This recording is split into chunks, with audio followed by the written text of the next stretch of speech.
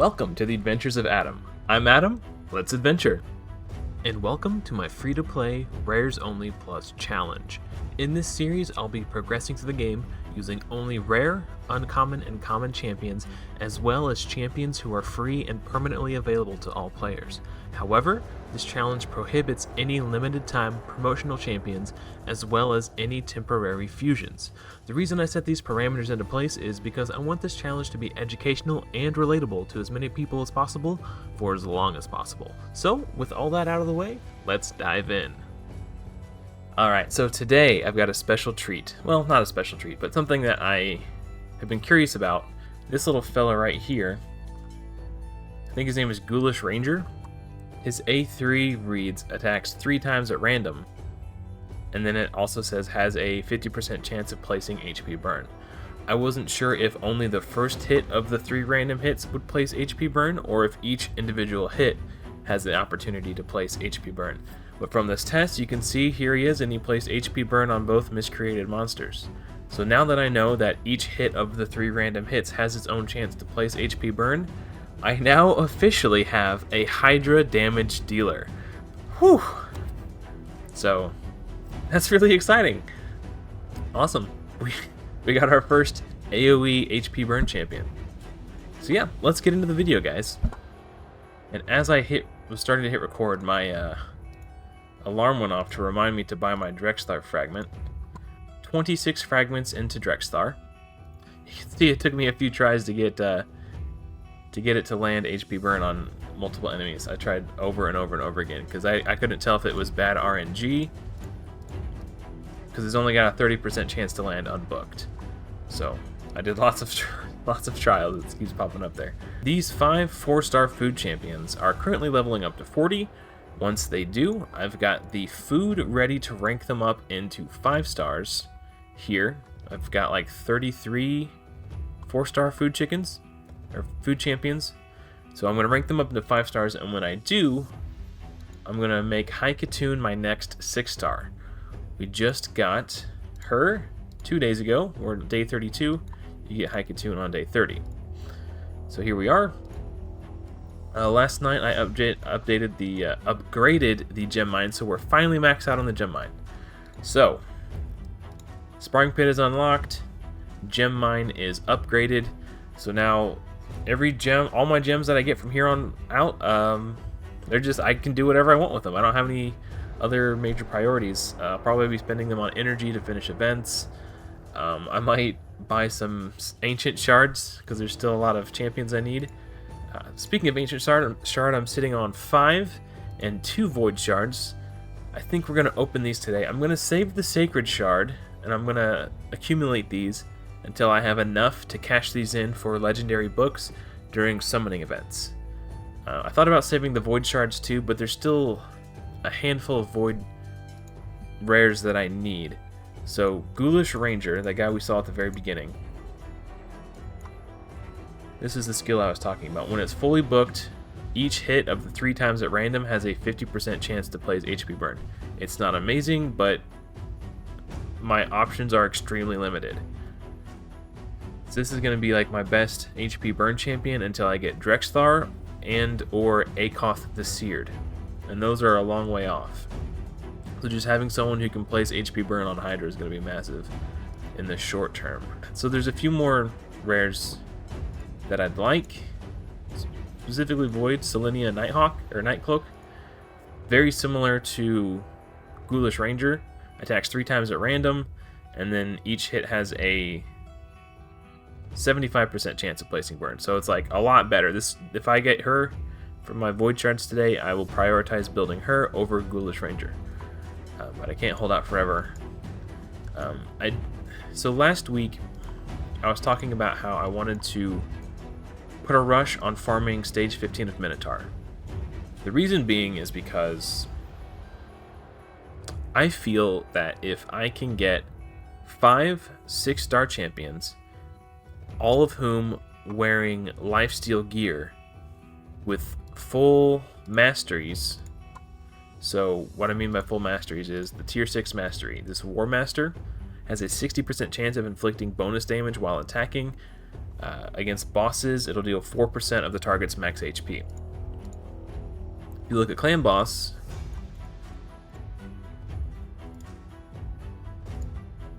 he's got 2 million HP. Now that he has a passive that limits the amount by which the enemy max HP damage can scale, so it's not going to deal 200 million or 200,000 damage, but you know, it still deals about 60 to 80,000 depending on whether you have decreased defense and weaken. So it's a ton of damage. And also, comparatively, you could also take Giant Slayer if you have a champion who has 3 or more hits on either their primary skill or multiple hits on multiple skills. And then those huge chunks of damage that are being dealt are affected by lifesteal. So when the masteries deal the damage of like 80,000 damage, you heal for 30% of it, and your champion gets fully healed. So that's why lifesteal is particularly good in Clan Boss, which is why all my champions are in lifesteal gear, except for Haikatune. So initially, my plan was to smash out Minotaur ASAP. Once my Haikatune is 6-star, I'm going to try to farm masteries. If I'm struggling to farm masteries in Minotaur after Haikatune is 6-star, what I'm going to do instead is I'm going to come to Spider and farm stage 10. The reason I like stage 10 is because it has a higher than average chance of dropping 5-star gear. Even though the majority of that 5-star gear is going to be uncommon, 5-star gear will give you more stats overall than like a 4-star piece. I just want to get 5-star accuracy banners for all my Clan Boss champions, all my champions really, to have debuffs to place. Once I 5-star Haikatune, I've got plenty of food left over, so 1, 2, 3, 4, 5, 6, 7, 8, 9, 10, 11, 12, 13, 14, 15, 16, 17, 18, 19, 20. So these 20 will go into ranking up the 5 in my sparring pit, and I can do 1, 2, 3, 4, 5 to replenish the sparring pit. Then I have 1, 2, 3, 4, 5, 6, 7, 8, 9, 10, 11. So I need 9 more 4-stars, and then I'm already have enough food to make my next 6-star. Now, who that next 6-star will be is the question. So I'm not entirely sure yet. If I'm struggling to farm Minotaur, I think the play will be to farm Spider to get accessories. If I'm farming Spider to get accessories, I could either make my next 6-star someone I can make my next 6-star to be someone who will help me farm Spider 10 more quickly so I can get my runs done faster. Or I can 6-star champion like my Longsword Torux, who's going to give me crowd control, which will make most content in general a little bit easier with this AoE provoke. My plan for him is to put him in a provoke set. He fully booked. He only has a 65% chance to place the provoke. It can go up to 70 if I take this Fearsome Presence Mastery. So 70% chance to crowd control is not bad. So if I place him in a provoke set, it is not an additive bonus. It doesn't go from 70% to 100%. He'll have a 70% chance to place the provoke if I have Fearsome Presence, and then if I don't land provoke with that, then the provoke set will also try to place, and then I'll have a 35% chance to place provoke with Fearsome Presence. So he gets 2 chances to place it, so it will increase his odds. But the reason why I want provoke set on him in particular, because of his passive, this passive effect right here, counterattacks when hit by an enemy under a provoke debuff. So when the enemy attacks him after I provoke, he counterattacks, and then if he's in a provoke set, his A1 will then have a 35% chance to place provoke, which will help cover the fact that he doesn't have a 100% chance. So it's not perfect, but he actually has decent damage multipliers. Like his A2 will hit about as hard as Shield Guard's, maybe slightly harder because he's got a higher base defense. But on top of that, he places increased defense on himself before he attacks. So I think if I level Longsword Torux, he will likely replace Shield Guard in most content. Also, he'd make a great spider tank. If he gets hit for an amount of damage that exceeds 20% of his max HP, then he puts block damage on himself. So if he's provoking all the spiderlings and they're just planking off of him because of the block damage, he's not going to die. And then at the start of his turn, when the poisons proc, he won't take damage from the poisons either, and then the block damage falls off when he takes his turn. So it's actually like, he's not bad. He's actually going to be a really great champion. So right now I'm looking at him as my next 6-star, and also he's got utility and clan boss. Leech has a similar effect as lifesteal, but rather than healing you for 30% of the damage you deal, it heals you for 18% of the damage you deal. So this is just like additional healing. So if you don't get a big War Master proc to fully heal you, you're still healing from your normal attack from the lifesteal and your normal attack from the leech. And he also places increased defense on the entire team. So this is just going to make everybody more sturdy. And yeah, I think he's just going to be a great champion. If I don't do him, my other options are going to be Grave Chill Killer, Coffin Smasher. And these are going to be clan boss champions. And another thing about Coffin Smasher that's really great is he's got a decreased attack A1, so he could help me in boss fights in general, and he's also got this HP burn, single target. So this will help me in Dragon's Lair, it'll help me in Ice Golem. It won't hurt for Spider, but furthermore, he's got this decreased damage enemies inflict with AoE attacks by 5%. So not only is he going to be decreasing the attack from bosses with his A1, his passive will do it as well. So he's going to be really valuable for a lot of content.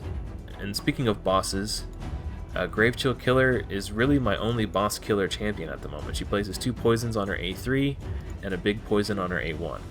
So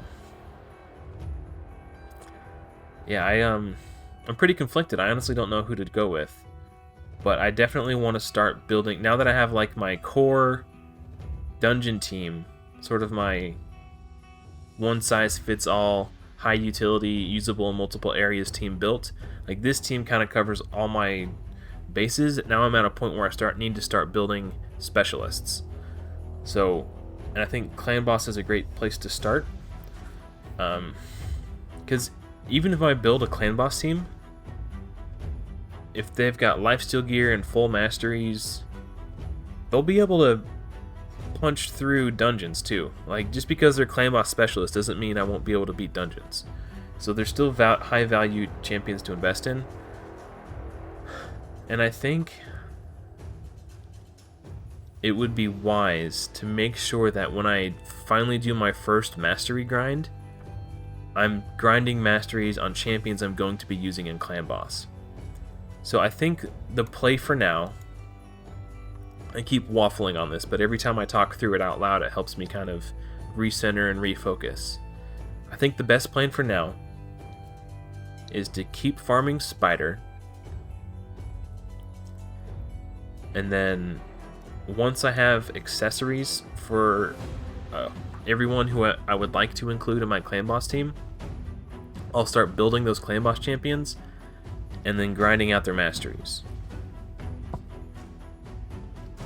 So I think that's my plan going forward in terms of dungeons.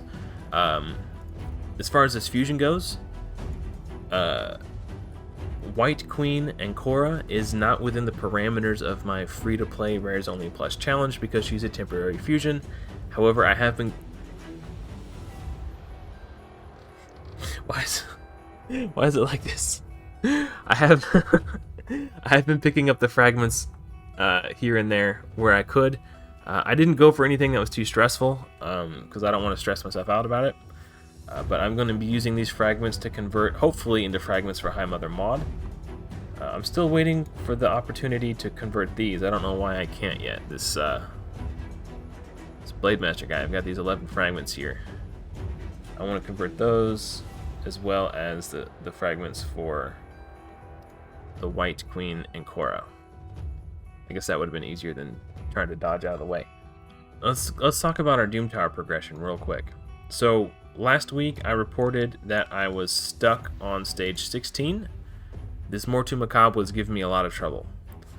With the addition of High Katoon, all it took was this 19% speed aura. The only thing I changed between last week and this week was this. So rather than having a 15% HP aura and a speed booster, I now have a 19% speed aura and a speed booster. So basically trading out 15% HP for 19% speed. And not only was this enough to help me beat Mortu Macabre, I actually got to kill him before he even got to take a turn, which was a first. That extra speed that she granted everybody, and she went into the final wave with none of her skills up. They were both on cooldown. So all she had was her A1. So it's not like the turn meter boost made any difference. It was literally just the speed aura gave everyone on my team enough speed to focus down and kill Mortu Macabre before he could take a turn and peril somebody. So that was massive. So not only did it help me beat the floor I was stuck on, but I continued to just scooch all the way up to Nether Spider. Now, unfortunately, this is where I'm stuck. I made a joke a few weeks back when I pulled the Reliquary Tender, where I said, oh, now I just need 3 more to beat Nether Spider, and it's really starting to feel like that wasn't maybe a joke. It really feels like that's what it's going to take. Hopefully not. I think maybe if I can get a champion who specializes in boss damage, like I just need like a boss killer champion, I guess is what I'm trying to say. It would go a really long way towards helping me kill this boss, because I don't have enough damage to kill her before she kills me. Like, all these poisons go out. I want to clear these with Reliquary Tender before I do anything crazy. Okay, now we're going to try to kill the spiderlings, which we do. And the problem that I'm having is on the turn when the spiderlings respawn, Aethel dies because they all do their attacks. And Aethel just takes too much poison damage. And she's not able to, like, kill the spiderlings after they respawn. Now watch. She's already like at 75% HP. All these poisons go out. Reliquary Tender's gonna die, so she can't cleanse. But now Aethel doesn't have her AoE up, so she can't. Maybe I can survive this. This might be the one run. I don't want to AoE with Shield Guard because he's weak affinity. Maybe this is the blessed run. Let's see. Okay. Oh, no, we just got one shot. Okay, so as you can see, I'm struggling. It's just so far out of my reach that yeah, I don't know. It's a little discouraging. Another thing, speaking of discouraging, let me pop in here and refresh this real quick.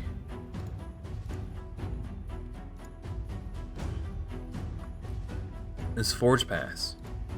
Daily challenges. Defeat 25 champions in Classic Arena. This challenge has been the bane of my existence. I did some math a few days back, and I realized if I want these accessories, I have to finish this every time it came up in the last week or so. And it hit me on Friday, it hit me on Sunday, and now it's hit me the next day today, Monday. This takes me like 12 hours to do every time it comes up. And so I don't think I'm going to be able to finish it in the next 5 hours. Which means I'm going to miss out on these rewards right here. It's such a bummer. Like, the arena is just... It's hard. So I want to farm arena wins to build my Great Hall. So if I'm doing that, I want to find matches that I could win. So I'm patient, I hit refresh, and I take the ones I could win. The problem with that is, I'm right up here in gold 2, and I can't, the only way I could beat anybody is if they have a food defense. Like the food defense I have. So I get like 1 win every 2 hours, and it's really frustrating. I am farming plenty of medals, and I am building out my Great Hall. So during CVC, I spent all my medals. Now, if your goal is to unlock Arbiter as soon as possible, you want to put all your tokens into one thing and go straight to 10. I do plan to get Arbiter on this account, but it's not my objective to get her ASAP. I'll get her when I get her. It's kind of like whatever. So what I'm doing instead is I'm bolstering the accuracy of... My monitor just turned off. It's back on now. Sorry. I'm bolstering the accuracy of all my affinities to make it easier for me to build champions. This is going to help me get to Nightmare Clan Boss sooner because I need all my champs in Lifesteal. And ideally, they will be in Lifesteal and Retaliation. Those counterattacks will help me proc War Master hits, which will do more damage, which will also give me more healing, and make it more likely that they heal back to full and don't die. So, that's where I'm at right now, in terms of Great Hall and Arena and this Forge Pass frustration. Because I wasn't high enough level to unlock the Forge Pass when it launched. So I started off several days behind, like 5 days behind, and now I'm not gonna get it, and it's really frustrating. Wish me luck. Myrmidon, Frozen Banshee, Gnarlhorn.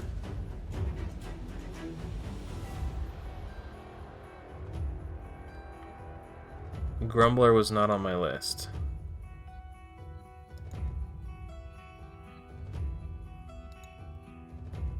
%25% ally protection on a 4-turn cooldown.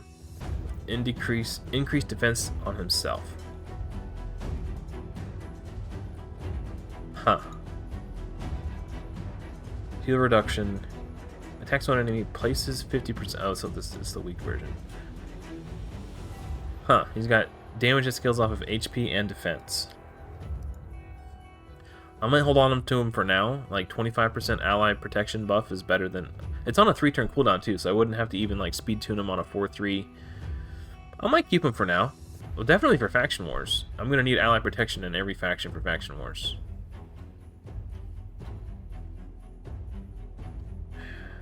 Solaris. Single target stun, 100% chance to land. That's a Faction War champ. Self shield. And buff strip A1. It's not terrible. Good enough to keep for Faction Wars. Frozen Banshee? Oh, I saw that background. Didn't look like the Undead Horde ones. Block Revive.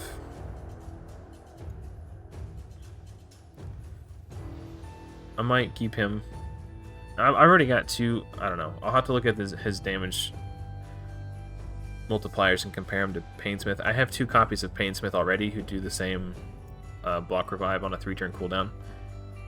And Painsmith is Void Affinity, where Conqueror is Spirit.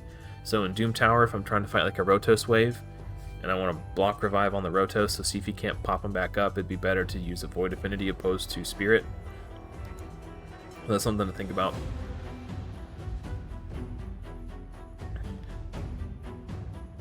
Risk Arm. 4-turn cooldown, small increased defense. Self shield, and a small chance to stun on the A1. Oh, Marked. Marked is another champion I wouldn't mind. Forgot about her.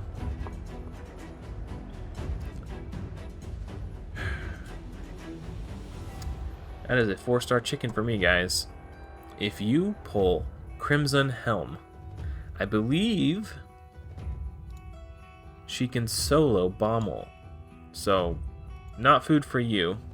Definitely food for me. So we whiffed on the Ancients. Let's crack the Voids. So we're looking for a Cold Heart. We're looking for, I wouldn't mind Bellower for an AoE decrease attack and AoE decrease speed. Selenia Nightcloak for the better burn champion than Ghoulish Ranger.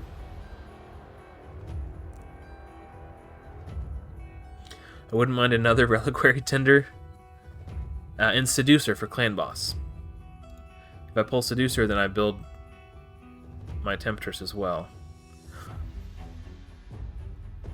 I don't even know what to say to that. Well, that makes another spider a lot easier. I don't know if I'm going to put a rush on building a second one right away, but it's good to know that I have her for the future. And increased defense and continuous heal on all allies for 2 turns on a 4-turn cooldown. Single target stun, 75% chance to land. Attacks one enemy 2 times, 20% chance of repeating the attack. Will ignore block damage and shield.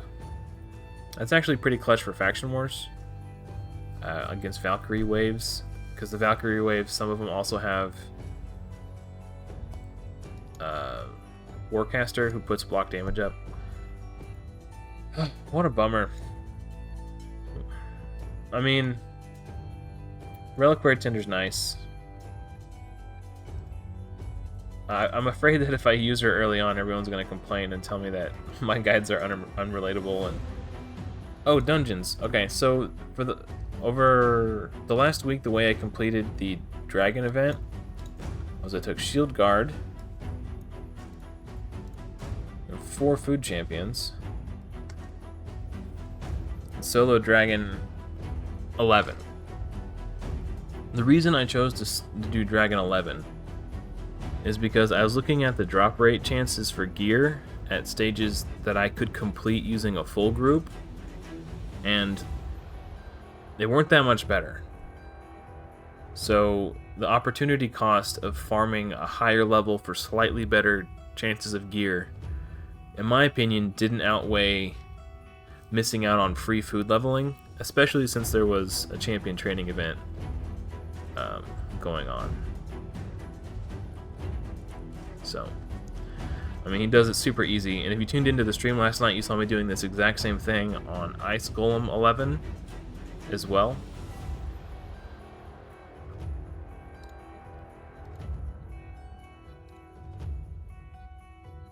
Yeah, I saw that. It's pretty much the same thing for Ice Golem. So the highest stage that I can clear in Ice Golem is 13. But it was barely. Like, I almost wiped a couple times.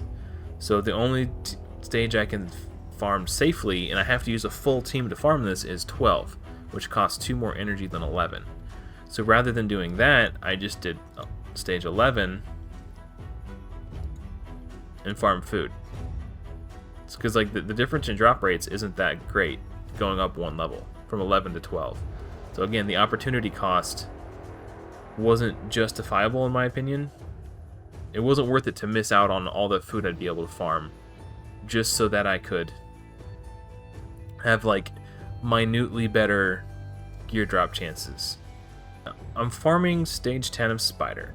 The reason I'm prioritizing Spider over Dragon is I'm probably not going to get a better shield than this, and if I do, it'll be marginally so. Like, slightly better itemization. Same thing with this. I'm not going to find a better helm than this. At least none that's significantly better. Maybe marginally at best. Same thing with the weapon. I could probably find a better pair of gauntlets, but that's, you know, beside the point. The point I'm trying to make is I will get more value, more stats by equipping accessories at this point than I would trying to farm for marginal upgrades in these top pieces. Because right now I have hardly anything in the accessory slot on all my champions. So to gain more stats, to be able to push through these dungeons and stuff, I mean, I could probably do some better speed gear. Like, this isn't terrible defense percentage, but she's got flat defense gloves. Like, little things like that I can probably stand to replace, and it might be easy to find a decent upgrade eventually, but overall, there's more stats to be gained in this third row, because literally anything is better than literally nothing. So I think farming Spider makes a lot of sense, and I'm focusing stage 10 because it has an 80% chance to drop 5-star gear. And this is my stage 10 farming team. So yeah, I think what I'm going to do is continue farming Spider until I have accessories for everyone who I'm A, currently using, and B, going to be using on my clan boss team.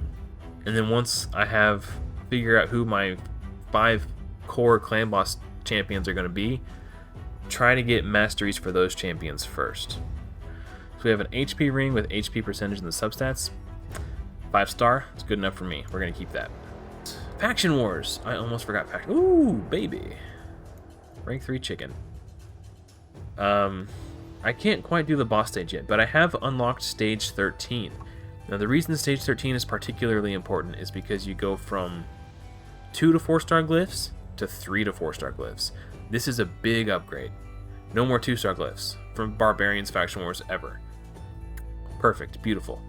Also, you get legendary forge materials, epic and legendary, opposed to just epic. So the reason this is important is because legendary forge materials are needed to craft perception gear, the 5 and 6-star gear. This is massive. So that's, I mean, this is a really big deal. And for my account particularly, I'm going to need them to craft deflection gear, because right now this deflection set is sort of my plan A for trying to beat Bommel. If I can get like 3 or 4 champions and a good deflection set, have one good run with good RNG where everybody throws the bombs back at Bommel that he tries to place, and then he just dies to his own bombs, that might be the only way I can beat Bommel 90 and Doom Tower hard. So, plan A. Mike Tyson says everyone's got a plan until they get punched in the face. So we'll see how this plan goes. Let's see what else. So Faction Wars, Arena. Just clicking that button every 15 minutes. See if I can beat this guy. I've taken a lot of fights that I wouldn't have taken normally and lost just because I'm so desperate to get that thing done. Like, there was a shadow of a chance that I could have won some of the ones that I took, so I took them. I mean, she's just slapping me around. Like, I'm Rihanna and she's Chris Brown.